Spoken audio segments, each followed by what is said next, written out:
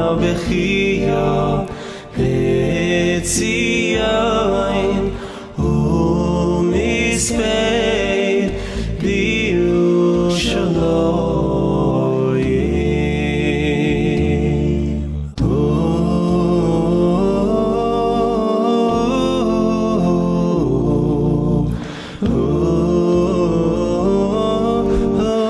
I'm standing here in Apollonia National Park along the beautiful Mediterranean coast in Herzliya.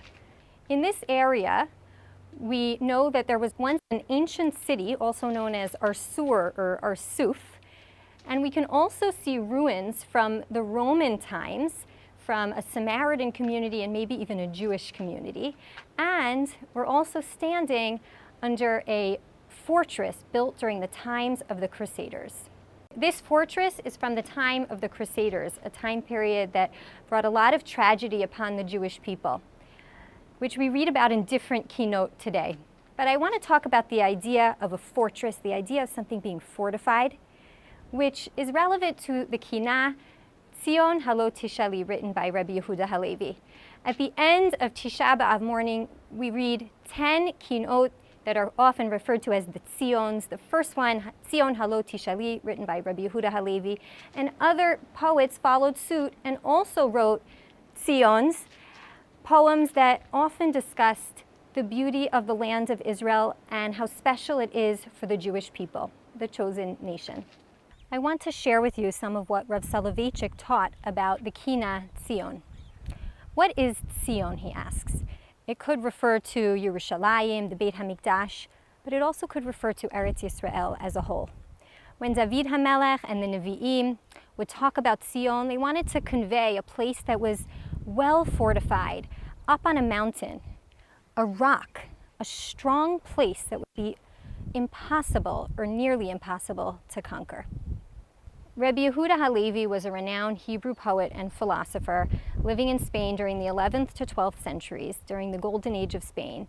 And he also was a physician and an executive for the caliphate, the Muslim caliphate in Spain, and therefore he was very well regarded in the Jewish community and beyond.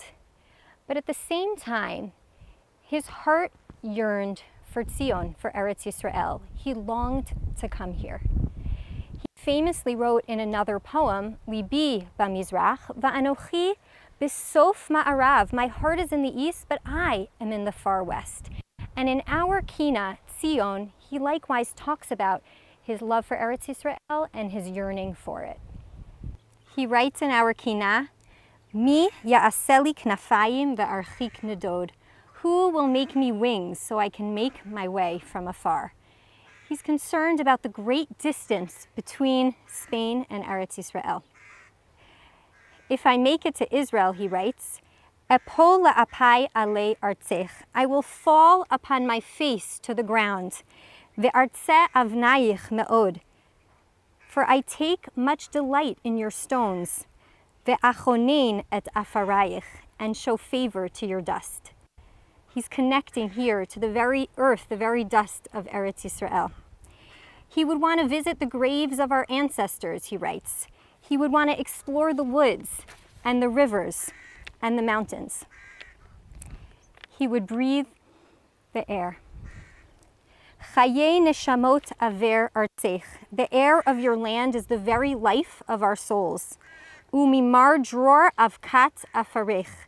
The dust of your earth is as a flowing myrrh. Vinofet suf neharayich. Your river is like the drops of a honeycomb.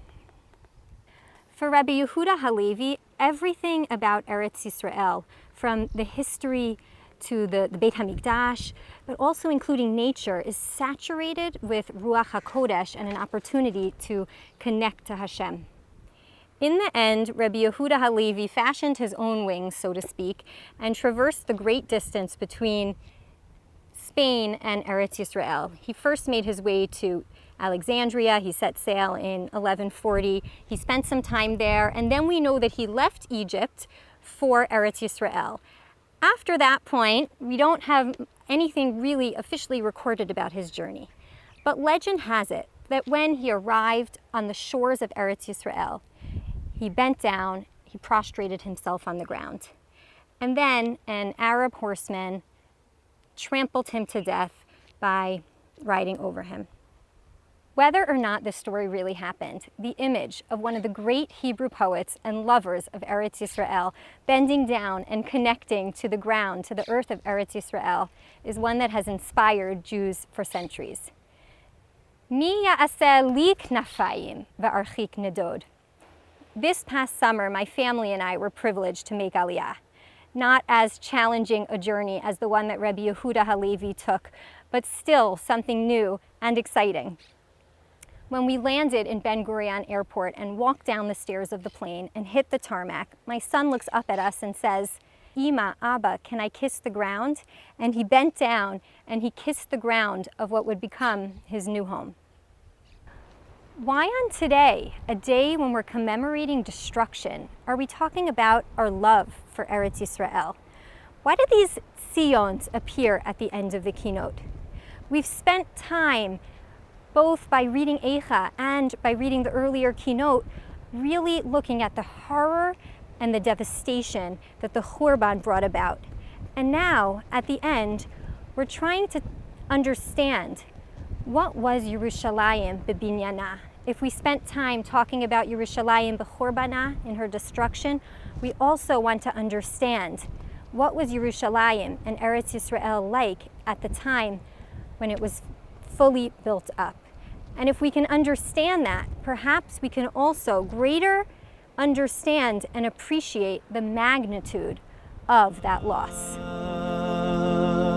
Adonai b'chiyah b'Tziyon u'mispein b'Yerushalayim.